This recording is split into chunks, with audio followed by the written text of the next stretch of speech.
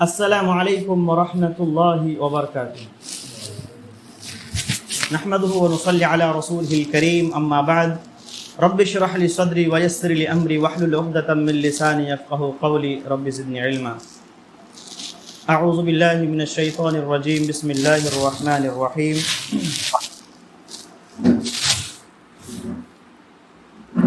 فإذا ركبوا في الفلك دعوا الله مخلصين له الدين فلما نجاهم إلى البر إذا هم يشركون سبحانك لا علم لنا إلا ما علمتنا إنك أنت العليم الحكيم رب اشرح لي صدري ويسر لي أمري واحلل عقدة من لساني يفقهوا قولي رب زدني علما اللهم رب زدني علما اللهم صل على محمد وعلى آل محمد كما صليت على إبراهيم وعلى آل إبراهيم إنك حميد مجيد اللهم بارك على محمد وعلى آل محمد كما باركت على إبراهيم وعلى آل إبراهيم إنك حميد مجيد.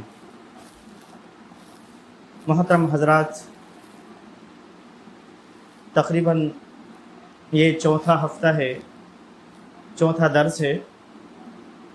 توحید اور شرک کے قاعدے ہم بیان کر رہے ہیں اور آج یہ چوتھا درس ہے.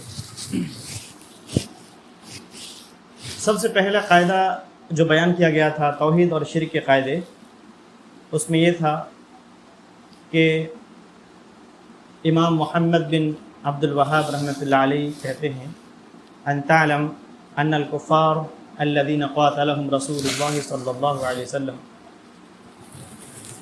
مقرون بأن اللہ تعالی هو الخالق الرازق المدبر وأن ذلك لم يدخلهم في الاسلام.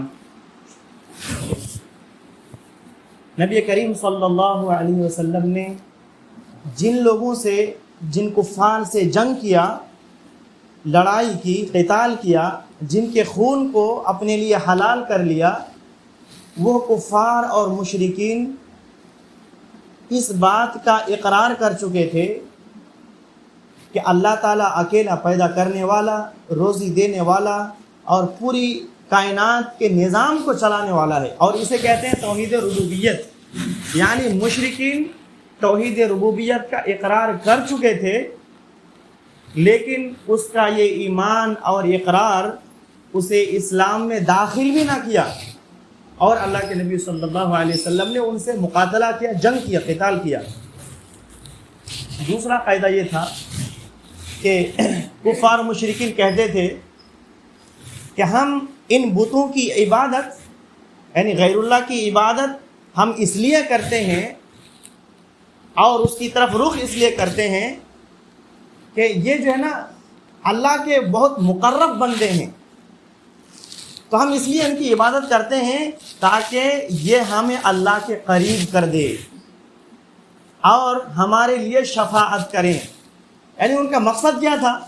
مقصد اللہ کی قربت حاصل کرنے کا تھا، لیکن انہوں نے جو ذریعہ استعمال کیا وہ غلط تھا، جس کی وجہ سے مشرک ہوئے اور اللہ کے نبی صلی اللہ علیہ وسلم نے ان سے کیا کیا؟ جنگ کیا.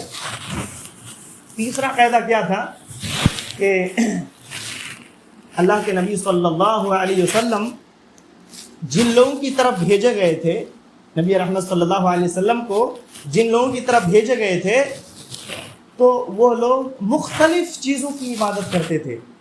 کوئی فرشتوں کی عبادت کرتا تھا، کوئی نبیوں کی، کوئی اولیاء کی، کوئی نیک اور صالحین کی، کوئی سورج اور چاند کی اور شجر حجر کی عبادت کرتے تھے. اللہ تعالیٰ کا حکم کیا تھا کہ ان سب کے خلاف جنگ کرو، لڑو، اور آپ صلی اللہ علیہ وسلم نے ان تمام لوگوں کے ساتھ قتال کیا، جنگ کیا. حالانکہ کچھ لوگ ایسے تھے جو نبیوں کی عبادت کرتے تھے، کچھ لوگ فرشتوں کی، کچھ لوگ نیکوکار اولیاء کی عبادت کرتے تھے، اور کچھ لوگ شجر حجر کی عبادت کرتے تھے، پتھروں کی اور مورتیوں کی عبادت کرتے تھے.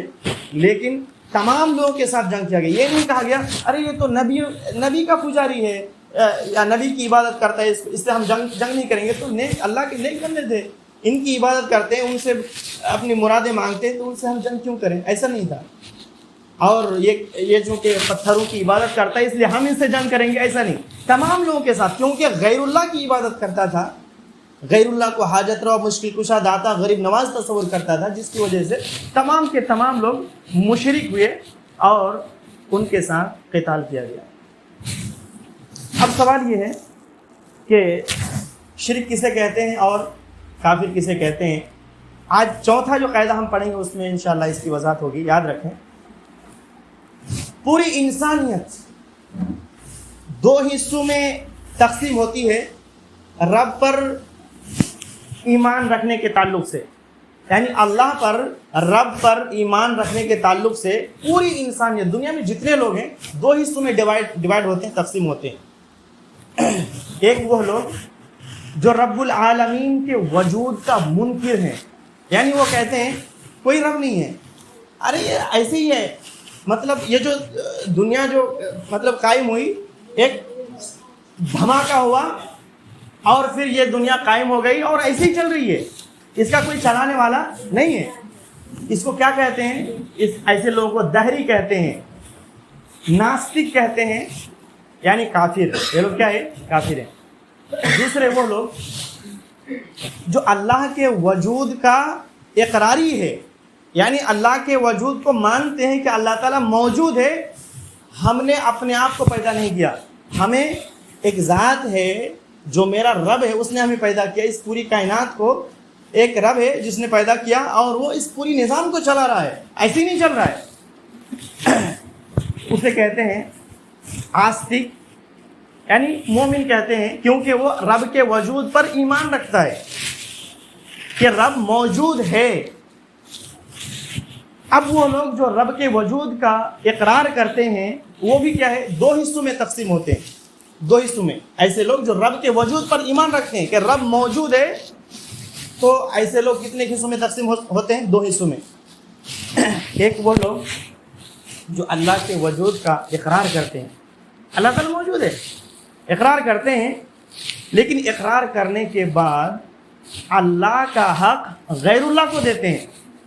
کرنا کیا تھا ان کو؟ کرنا کیا تھا؟ جب انہیں یقین ہو گیا کہ میرا ایک رب ہے جس نے مجھے پیدا کیا، جو زندگی اور موت کا مالک ہے اور اس پوری کائنات کو چلا رہا ہے، وہی میرا معبود ہے، تمام عبادات کا مستحق وہی ہے، یہ کرنا چاہیے تھا۔ لیکن اس نے کیا کیا؟ رب کے وجود کا اقرار تو کیا کہ رب موجود ہے، لیکن عبادت غیر اللہ کی، اللہ کو چھوڑ کر دوسری کی عبادت کی۔ دوسرے وہ لوگ، اس لوگ یہ کیا ہے؟ یہ مشرک ہیں۔ ایسے لوگ کیا ہیں کہ اللہ کا وجود کا اقرار تو کرتے ہیں لیکن اللہ کو چھوڑ کر غیروں کی عبادت کرتے ہیں، تو ایسے لوگ کیا ہیں؟ بولے مشرک ہے۔ دوسرے وہ لوگ جو رب کے وجود کا اقرار کرتے ہیں کہ رب موجود ہے اور رب کا جو حق ہے صرف اور صرف رب کو دیتے ہیں، یعنی ایک رب ہے جس نے ہمیں پیدا کیا، جو ہمیں کھلاتا پلاتا ہے، جو زندگی اور موت کا مالک ہے، وہی تمام عبادات کا مستحق ہے۔ جتنی بھی عبادات صرف اسی کے لیے کرتا ہے اور وہ اسی پر قائم رہتا ہے، اور اس پر فرض ہے کہ کیا کرے؟ مطلب اسی کی عبادت کرے، تو وہ اسی کی عبادت کرتا ہے اور اس کے ساتھ، اللہ کے ساتھ کسی کو بھی شریک نہیں ٹھہراتا۔ تو اسے ہم کیا کہتے ہیں؟ مومن کہتے ہیں۔ وہ کیا ہے؟ مومن ہے، مسلمان ہے، مومن ہے۔ وہ ایمان ہوتا ہے شہادت سے، گواہی سے۔ کوئی انسان گواہی دیتا ہے کہ اللہ تعالیٰ کے علاوہ کوئی معبود برحق نہیں ہے، اللہ تعالیٰ کے علاوہ کوئی معبود برحق نہیں ہے، اور اس پر کیا قائم رہتا ہے، اسی پر قائم رہتا ہے، اور اس پر ضروری ہے، فرض ہے کہ وہ جو گواہی دیا ہے نا کہ اللہ تعالیٰ کے علاوہ کوئی معبود برحق نہیں ہے، اسی پر قائم رہے، اس پر فرض ہے، اور اس کی خلاف ورزی نہیں کرے، یعنی اللہ کا حق غیر اللہ کو نہ دے، چاہے وہ حق ربوبیت کا ہو یا الوہیت کا ہو یا اسماء و صفات کا ہو۔ اب ظاہر سی بات ہے، ربوبیت کیا ہے، الوہیت کیا ہے، اسماء و صفات کیا ہے؟ یہ اللہ کا حق ہے۔ ربوبیت یہ اللہ کا حق ہے۔ ربوبیت کا مطلب یہ ہے کہ پیدا کرنے والا، روزی دینے والا، پوری کائنات کو چلانے والا اکیلا اللہ ہے، یعنی پیدا اولاد کون دے سکتا ہے؟ اولاد دینے کا مالک کون ہے؟ اللہ ہے۔ تو صرف اور صرف اولاد کی ضرورت پڑتی ہے، صرف اللہ سے اولاد مانگتا ہے۔ تو جو افعال ہیں، جو چیز مطلب افعال ہیں وہ صرف اکیلا اللہ تعالیٰ کر سکتا ہے، اس کے علاوہ کوئی نہیں۔ پوری کائنات کو اکیلے اللہ تعالیٰ چلا رہا ہے، اکیلے اللہ تعالیٰ پیدا کرنے والا ہے، اس کے علاوہ کوئی پیدا کرنے والا نہیں ہے۔ زندگی اور موت دینے والا اللہ ہے، اسے کہتے ہیں توحید ربوبیت۔ اور یہ صرف اور صرف اللہ کا حق ہے کہ انسان اس بات کا اقرار کرے۔ اور الوہیت کسے کہتے ہیں؟ جتنی بھی عبادات ہو سکتی ہے، تمام کے تمام عبادات کا مستحق صرف اور صرف اللہ ہے، اس کے علاوہ کوئی نہیں ہے۔ اور یہ تمام نبیوں کی جو دعوت تھی نا، یہی تھی، ان اعبدوا اللہ ما لکم من الہ غیرہ، یا قوم اعبدوا اللہ ما لکم من الہ غیرہ۔ تمام نبیوں کی دعوت تھی، جتنے نبی آئے نوح علیہ السلام سے لے کر آخر تک، تمام نبیوں کی یہی دعوت تھی، رسولوں کی یہی دعوت تھی کہ اے میری قوم کے لوگوں، صرف اور صرف اللہ کی عبادت کرو، اس کے علاوہ تمہارا کوئی دعوت، کوئی معبود نہیں ہے۔ سبحان اللہ، یہ اصل دعوت تھی، یہ اللہ کا حق ہے۔ تیسرا کیا؟ اسماء و صفات، یہ بھی اللہ کا حق ہے۔ اسماء و صفات کا مطلب یہ ہے کہ اللہ کے جو نام ہیں اور جو صفات ہے، جو قرآن مجید میں اللہ نے بیان کیا یا رسول اللہ صلی اللہ علیہ وسلم سے صحیح حدیث سے ثابت ہے، تو جیسا اللہ نے بیان کیا اور رسول اللہ صلی اللہ علیہ وسلم نے بیان کیا اللہ کے نام اور صفات، ویسے ہی ہم ایمان رکھتے ہیں، بغیر کسی تمثیل کے۔ ہم مثال نہیں بیان کرتے ہیں کہ اللہ کا نام ہے الرحیم ہے، تو جس طریقے سے ہم رحم کرتے ہیں ویسے اللہ رحم کرتا ہے، نعوذ باللہ، نہیں، ہم مثال نہیں دیتے، نہ ہی کیفیت بیان کرتے ہیں، اور نہ ہی تحریف کرتے ہیں کہ اسی کو ختم ہی کر دیتے ہیں، اور نہ ہی تعطیل کرتے ہیں، اور نہ ہی تکییف کرتے ہیں۔ تو اس کی پھر یہ الگ چیز ہے جو اچھے سے سمجھنا پڑے گا، تبھی آپ سمجھ سکتے ہیں، اس کے لیے ٹائم لگے گا۔ تو یہ تو ربوبیت، الوہیت اور اسماء و صفات یہ اللہ کا حق ہے، صرف اور صرف اللہ تعالیٰ ہی کو وہ دیتے ہیں، تو ایسا سب مومن ہے۔ اور جو گواہی دینے کے بعد گواہی دیا کہ اللہ تعالیٰ کے علاوہ کوئی معبود برحق نہیں ہے، اس کے بعد وہ کیا کرتا ہے؟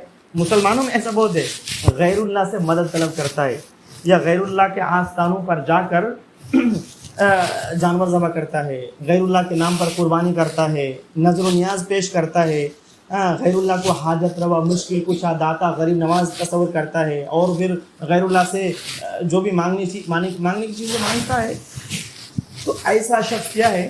ایمان لانے کے بعد شرک کرنے والا ہے، مشرک ہو جاتا ہے ایسا شخص جو اللہ کا حق ہے غیر اللہ سے مانگتا ہے، تو ایسا شخص کیا ہے؟ مشرک ہے۔ تو آج کے جو درس تھا یہ میرا مقدمہ تھا۔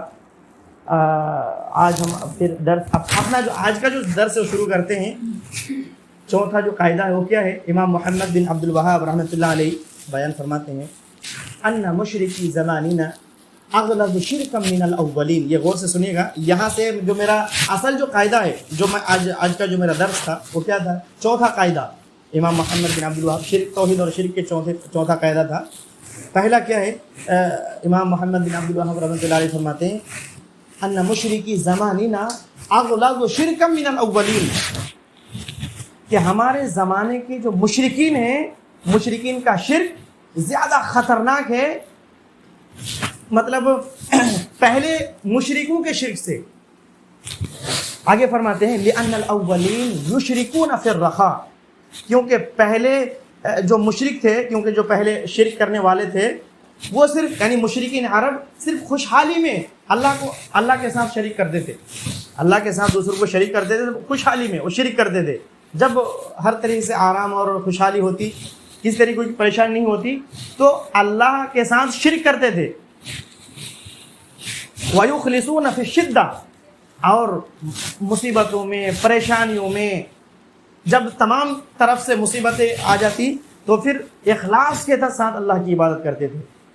پھر اس کو سمجھے، امام محمد بن عبد الوہاب رحمۃ اللہ علیہ فرماتے ہیں کہ ہمارے زمانے کے مشرکین زیادہ خطرناک ہیں، ہمارے مشرکین کا شرک، ہمارے زمانے کے مشرکین کا شرک زیادہ خطرناک ہے پہلے زمانے کے مشرک سے جو وہ شرک کرتے تھے۔ کیوں؟ کیونکہ وہ لوگ جو ہے نا خوشحالی میں شرک کرتے تھے، اور جب پریشانی آتی تو خالصتاً اللہ کی عبادت کرتے تھے، خالصتاً وہ اللہ تعالیٰ کی عبادت کرتے تھے۔ اور وہ مشرک و زماننا شرکہم دائما، اور ہمارے زمانے کے جو مشرک ہیں اس کا جو شرک ہے ہمیشہ رہتا ہے، دائمی طور پر ہمیشہ وہ شرک کرتے ہیں۔ پھر رخاء و شدہ، خوشحالی میں بھی اور پریشانیوں میں بھی۔ کتنا فرق ہے نا کہ ابھی کا جو مشرک ہے، ہمارے زمانے کے جو مشرک ہے، خوشحالی میں بھی شرک کرتے ہیں اللہ کے ساتھ اور پریشانیوں میں بھی اللہ کے ساتھ شرک کرتے ہیں۔ لیکن پہلے زمانے کے مشرک صرف خوشحالی میں اللہ کے ساتھ شرک کرتے تھے اور پریشانیوں میں خالصتاً اللہ کی عبادت کرتے تھے، اللہ ہی کو پکارتے تھے۔ دلیل کیا ہے؟ دلیل سورہ عنکبوت آیت نمبر 65 میں اللہ تعالیٰ فرماتا ہے فَإِذَا رَكِبُوا فِي الْفُلْكِ دَعَوُا اللَّهَ مُخْلِصِينَ لَهُ الدِّينَ فَلَمَّا نَجَّاهُمْ إِلَى الْبَرِّ إِذَا هُمْ يُشْرِكُونَ۔ پس جب یہ لوگ کشتیوں میں سوار ہوتے ہیں تو اللہ تعالیٰ ہی کو پکارتے ہیں، اسی کے لیے عبادت کو خالص کرتے ہوئے۔ فَلَمَّا نَجَّاهُمْ إِلَى الْبَرِّ، پھر جب اللہ تعالیٰ انہیں نجات دلاتا ہے اور وہ خشکی کی طرف آ جاتے ہیں تو شرک کرنے لگتے ہیں۔ یعنی سمندر میں گئے، پریشانی آئی، بڑی بڑی لہریں آنے لگی تو کیا کرنے لگے؟ وہ اللہ کو پکارنے لگے، یا اللہ تو ہی یہاں نجات دے سکتا ہے، تیرے علاوہ نجات دینے والا کوئی نہیں ہے۔ اور جیسے ہی وہ خشکی میں آئے کہ اللہ کے ساتھ شرک کرنے لگے۔ اچھا، یہاں دو چار باتیں ہیں۔ مشرکی زمانہ سے کون لوگ مراد ہیں؟ ہمارے زمانے کے مشرک سے کیا مراد ہے؟ اس زمانے کے تمام مشرکین مراد ہیں، جتنے لوگ ہیں، چاہے مسلمان ہو یا غیر مسلم ہو، جو شرک کرتے ہیں اللہ کے ساتھ وہ تمام لوگ مراد ہیں۔ لیکن خصوصاً آج کل کے وہ مسلمان جو کلمہ پڑھنے کے بعد اولیاء اور انبیاء اور فرشتوں کو پکارتے ہیں اور غیر اللہ کو حاجت روا، مشکل کشا، داتا، غریب نواز تصور کرتے ہیں، غیر اللہ کے نام پر قربانی کرتے ہیں اور قبروں کو پختہ کرتے ہیں، قبروں پر عمارتیں قائم کرتے ہیں اور پھر ان کے سامنے سجدہ کرتے ہیں، ایسے لوگ مراد ہیں۔ مسلمانوں میں جو لوگ ایسا کرتے ہیں یہ لوگ مراد ہیں۔ ویسے تو جتنے بھی مشرک ہیں، جو بھی اللہ کے ساتھ شرک کرتا ہے، تمام لوگ مراد ہیں، لیکن خاص طور پر وہ مسلمان جو کلمہ پڑھتا ہے، ارے لا الہ الا اللہ پڑھا ہے کہ اللہ تعالیٰ کے علاوہ کوئی معبود برحق نہیں ہے، اور پھر اللہ کا حق غیر اللہ سے طلب کرتا ہے، اللہ کا جو حق غیر اللہ کو دیتا ہے، تو ایسے مشرک مراد ہے یہاں پر۔ اچھا، اسی طرح پچھلے زمانے کے مشرکین سے مراد کیا ہے؟ پچھلے زمانے کے مشرکین کیا کرتے تھے؟ خوشحالی میں اللہ کے ساتھ شرک کرتے تھے۔ تو کون مراد ہے؟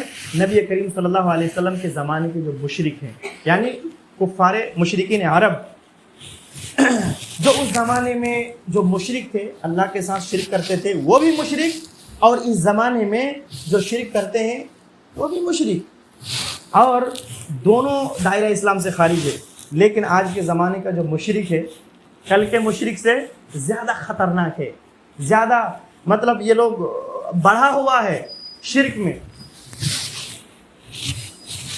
چلیے یہ دیکھتے ہیں انشاءاللہ کہ آج کے زمانے کے جو مشرک ہے کفار مشرکین عرب سے زیادہ خطرناک ہے شرک میں۔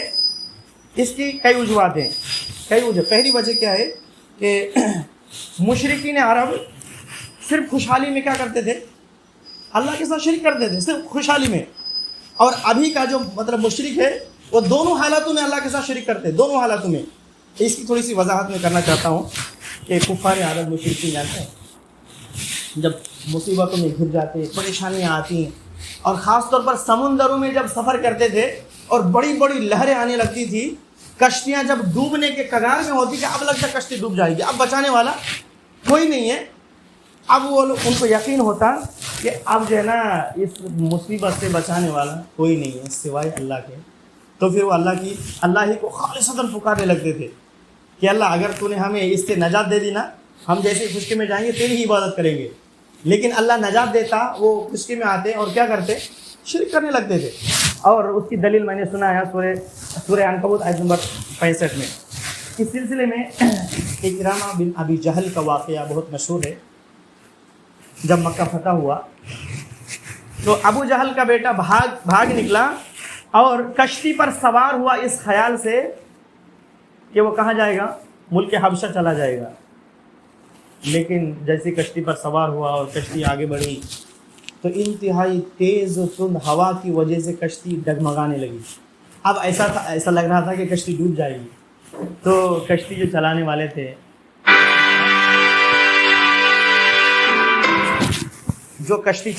تھے اس نے کہا اخلصوا لربکم الدعاء فإنه لا ينجي هاهنا.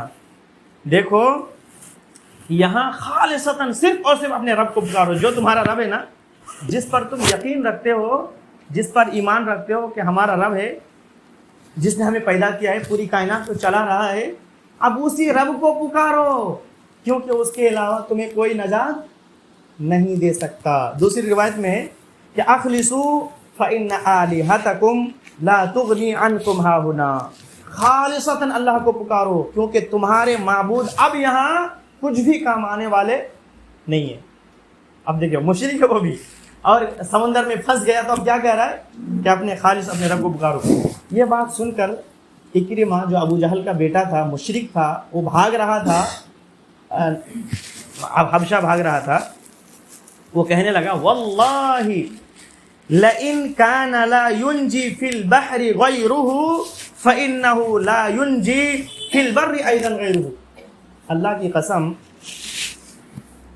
اگر سمندر میں ایک اللہ کے سوا کوئی نجات نہیں دے سکتا تو خشکی میں بھی اس اللہ کے سوا کوئی نجات نہیں دے سکتا. اور پھر اس نے عہد کیا, پختہ ارادہ کیا, یہ اللہ مجھ پر یہ عہد ہے کہ میں اگر یہاں سے صحیح سلامت نکل جاؤں تو میں محمد صلی اللہ علیہ وسلم کے پاس جاؤں گا اور آپ صلی اللہ علیہ وسلم کے ہاتھ پر اپنا ہاتھ رکھوں گا, اور میں ضرور نبی رحمت صلی اللہ علیہ وسلم کو رؤوف الرحیم پاؤں گا, یعنی آپ صلی اللہ علیہ وسلم مجھے معاف کر دیں گے. اور پھر وہ گیا, بچ کے چلا گیا اللہ کے نبی صلی اللہ علیہ وسلم کے پاس اور ایمان لایا. تو پتہ کیا چلا, معلوم یہ ہوا مجاہد بھائی, معلوم یہ ہوا کہ جو مشرک تھے نا, وہ جب پریشانی آتی, بہت زیادہ چاروں طرف سے موت ہی نظر آتی, صرف اور صرف اللہ کو پکارتے, اور جب خوشحالی آتی, کوئی پریشانی نہیں ہوتی, تو اللہ کے ساتھ غیر اللہ کی بھی عبادت کرتے. کیوں کرتے, تو وجہ بیان کر دیا گیا کہ ہم اس کی عبادت اس لیے کرتے ہیں کیونکہ یہ اللہ کے مقرب بندے ہیں, تاکہ یہ ہمیں اللہ کے قریب کر دے, اس لیے ہم اس کی عبادت کرتے ہیں اور یہ ہمارے لیے شفاعت کرے.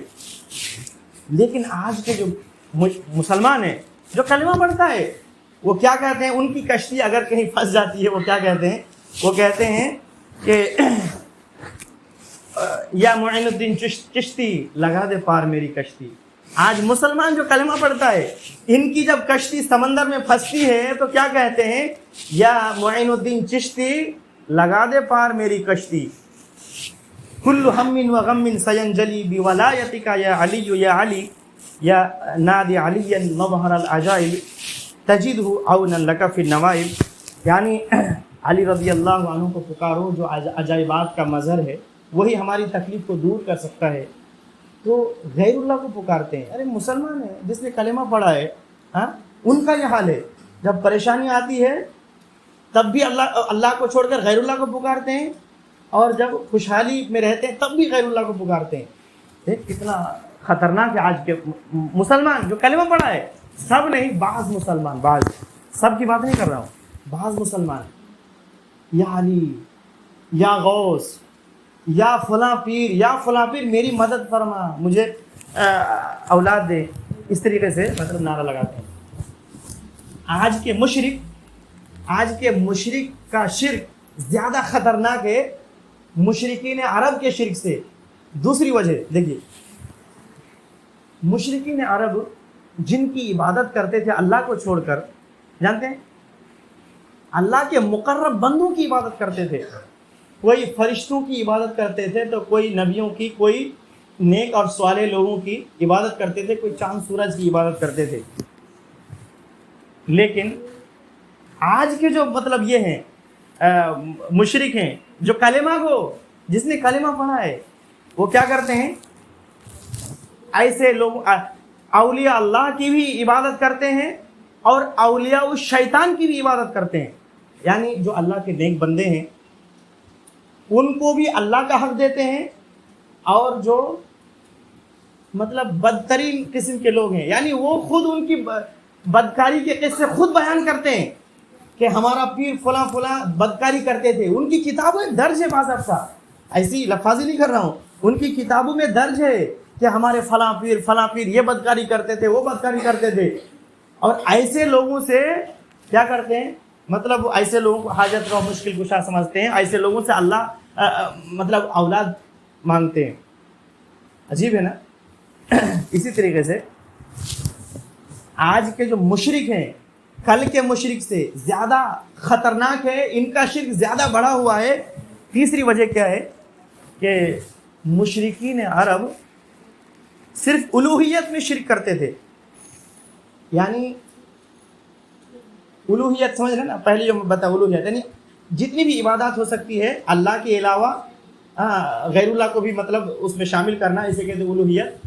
یعنی اللہ کا جو حق ہے صرف اور صرف اللہ کو دینا, اگر اللہ کو نہیں دے رہے ہیں اللہ کا حق دوسروں کو دے رہے ہیں, یہ شرک ہو گیا.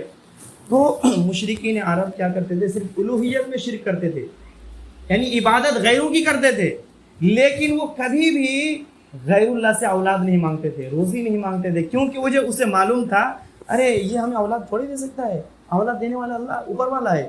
وہ اوپر والا کہتے تھے, اوپر والا اولاد دینے والا اوپر والا ہے, جس نے ہمیں پیدا کیا وہ اولاد دے سکتا ہے, روزی یہ تھوڑی دے سکتا ہے, روزی اوپر والا دے سکتا ہے. لیکن آج کے جو مشرک ہے نا, آج کے جو مسلمان جس نے کلمہ پڑھا ہے وہ الوہیت میں بھی شرک کرتے ہیں, ربوبیت میں بھی شرک کرتے ہیں. یعنی ربوبیت وہ غیر اللہ سے اولاد مانگتے ہیں, ان کے لیے نذر و نیاز پیش کرتے ہیں, انہی سے روزی مانگتے ہیں, پریشانی آتی تو ان سے مدد طلب کرتے ہیں. اور جو عبودیت ہے, جو الوہیت ہے, یعنی جو حق صرف اور صرف اللہ کا ہے الوہیت, اس میں بھی شرک کرتے ہیں. تو کتنا بدترین ہے مطلب آج کے زمانے کے جو مشرک ہیں, اس کا شرک کتنا خطرناک ہے. تو مختصراً یہ ہے کہ آج کا جو درس تھا وہ مختصراً کیا ہے کہ پہلے کے جو مشرک تھے, آج کے جو مشرک ہیں, ان کا جو شرک ہے مشرکین عرب سے زیادہ خطرناک ہے, زیادہ بڑا ہوا ہے. کیونکہ مشرکین عرب صرف خوشحالی میں اللہ تعالیٰ کے ساتھ شرک کرتے تھے, اور آج کے جو مسلمان کلمہ گو مسلمان یہ دونوں حالت میں اللہ تعالیٰ کے ساتھ شرک کرتے ہیں, خوشحالی میں بھی اور پریشانیوں میں بھی. اور آج کے جو مسلمان کلمہ گو مسلمان جو شرک کرتے ہیں وہ کیا ہے کہ مشرکین عرب اللہ کے جو نیک بندے ہیں اس کو اللہ کے ساتھ شریک کرتے تھے, اور آج کے جو مسلمان جو کلمہ گو مسلمان ہیں وہ اللہ کے اولیاء کو بھی اللہ کا شریک ٹھہراتے ہیں, اور اولیاء و شیطان جو لوگ بدترین قسم کے لوگ ہیں جن کی بدکاریوں کے قصے خود بیان کرتے ہیں ان کو بھی اللہ کا شریک ٹھہراتے ہیں. تیسری وجہ کیا ہے کہ اس وقت کے جو مشرک تھے وہ صرف توحید الوہیت میں شرک کرتے تھے, اور آج کے مشرک دونوں طرح کا شرک کرتے ہیں, الوہیت میں بھی اور ربوبیت میں بھی. محترم حضرات, جو شرک ہے نا اتنا بدترین چیز ہے یہ کہ اللہ تعالیٰ نے اس کی وضاحت کر دی ہے قرآن اور حدیث میں. اللہ تعالیٰ نے قرآن مجید میں, نبی محمد صلی اللہ علیہ وسلم نے احادیث میں, کہ شرک اگر آپ کی زندگی میں اگر ایک شرک آ گیا نا, ایک شخص آپ پوری زندگی بہتر سے بہتر عبادات کر رہے ہیں, قرآن و حدیث کے مطابق زندگی گزار رہے ہیں, ویسے ہی کام کر رہے ہیں جیسے صحابہ کرام نے کیا, لیکن آپ کی زندگی میں کوئی شرک ہے, آپ غیر اللہ کی بھی عبادت کرتے ہیں اگرچہ ایک ہی شرک ہے, یاد رکھیں تمام کی تمام عبادت برباد ہو جائے گی اور ہمیشہ کے لیے جہنمی ہو جائیں گے. ان اللہ لا یغفر ان یشرک بہ ویغفر ما دون ذلک لمن یشاء.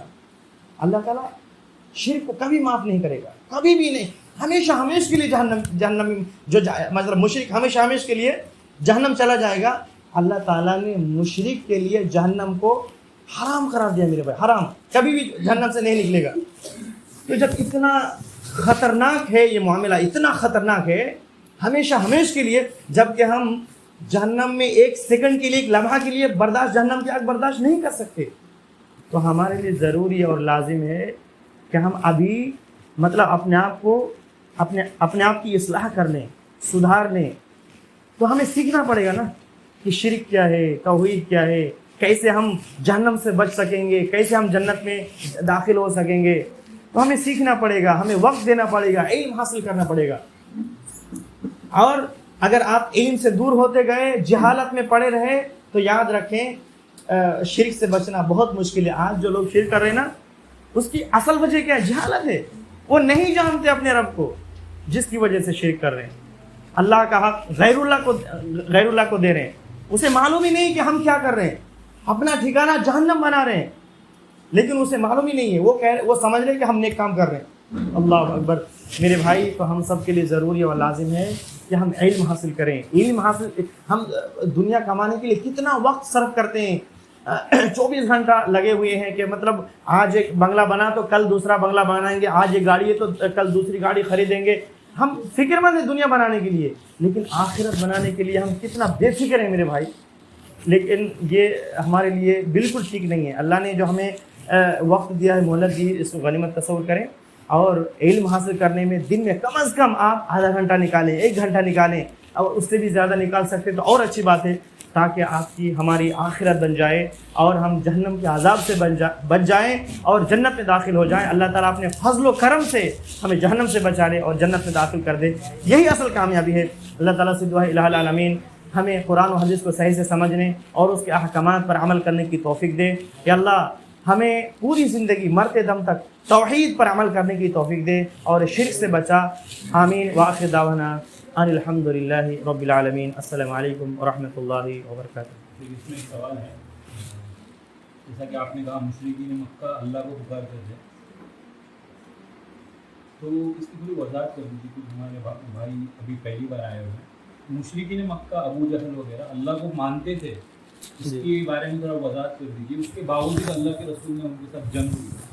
مشرکین مکہ جانتے تھے کہ اللہ ہمارا رب ہے، مانتے بھی تھے، اس کی دلیل اور تھوڑی وضاحت۔ جی، مشرکین مکہ کا اس بات پر یقین تھا کہ ہمیں پیدا کرنے والا، روزی دینے والا، نفع نقصان پہنچانے والا، ہماری ضرورتوں کو پوری کرنے والا، زندگی اور موت دینے والا، اولاد دینے والا، پوری نظام کو چلانے والا اکیلا اللہ تعالیٰ ہے، اکیلا اللہ تعالیٰ ہے۔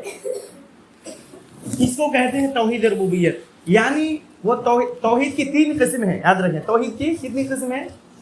توحید ربوبیت، توحید الوہیت، توحید اسماء و صفات۔ تو وہ پہلی جو چیز ہے توحید ربوبیت، اس پر مشرکین مکہ ایمان لا چکے تھے، اس کا یقین تھا۔ اور آج بھی جو مشرک ہیں ان سے پوچھیں کہ اچھا بتاؤ تمہارا پیدا کرنے والا کون ہے؟ وہ کہے گا اوپر والا۔ وہ یہ نہیں کہے گا کہ ہماری مورتی جو ہم جس کی عبادت کرتے ہیں۔ تو مشرکین مکہ کا اس بات پر یقین تھا کہ ہمارا پیدا کرنے والا وہی ہے، لیکن اس کا یہ ایمان اور عقیدہ انہیں اسلام میں داخل بھی نہیں کیا۔ یعنی صرف اتنی بات ماننا کہ اللہ تعالیٰ ہمیں اللہ تعالیٰ ہی نے ہمیں پیدا کیا، روزی دیا، نفع نقصان پہنچانے والا، اولاد دینے والا، پوری کائنات کو چلانے والا اللہ تعالیٰ اکیلا ہے، صرف اتنی بات کو ماننا کافی نہیں ہے، بلکہ اس کے ساتھ ساتھ جس کو آپ نے رب مانا ہے اس کی عبادت بھی بجا لانا، یہ اصل ہے۔ اور تمام انبیاء کی یہی دعوت تھی کہ کسی نبی نے یہ دعوت نہیں دی کہ تمہارا رب اللہ ہے، یہ نہیں کہا۔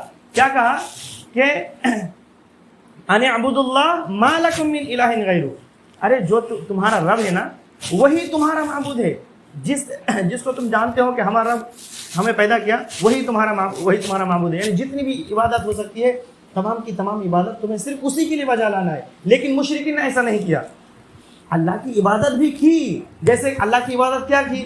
ارے وہ طواف کرتے تھے، وہ حج بھی کرتے تھے، عمرہ بھی کرتے تھے، صدقہ و خیرات بھی کرتے تھے، جب مشرک اس کے علاوہ بہت ساری عبادت کرتے تھے، لیکن اللہ کے علاوہ غیر اللہ کی بھی عبادت کرتے تھے، کیونکہ وہ سمجھتے تھے کہ ہم جس کی عبادت کرتے ہیں یہ اللہ کے بڑے اونچے طبقے کے لوگ ہیں، عیسیٰ علیہ السلام، عزیر علیہ السلام اور اس طریقے سے دوسرے انبیاء یا فرشتے، ان کا مقام بہت بلند ہے، ہم اس کی عبادت اس لیے کرتے ہیں تاکہ یہ بھی ہمیں اللہ کے قریب کر دے۔